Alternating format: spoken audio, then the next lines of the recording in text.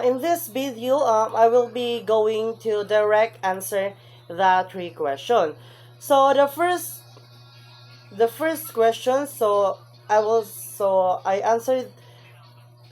I will start answering now the first question. So during the IVF, doctor used to test called PGD to check an embryo's DNA.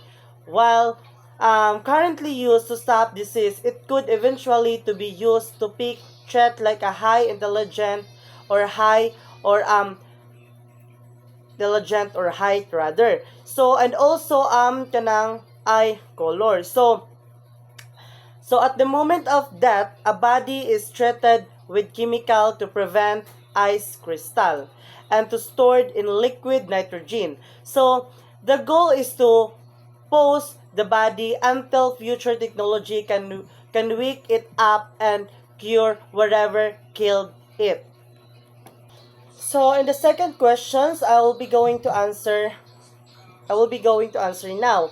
So in the second questions, the wealth gap or the rich could afford perfect children or immortality which could create a biological divide where the wealthy are smarter, stronger, and live much longer than everyone else. So if a child is designed to be a genius, they might feel they have no choice in their career. So leading to a loss of personal freedom. So if that is just a pose, bottom, we might stop valuing our time on earth, and law regarding inheritance and marriage would become incredibly messy. So the last but not the least, so growing a baby in a machine tank instead of human body using device like a Neuralink.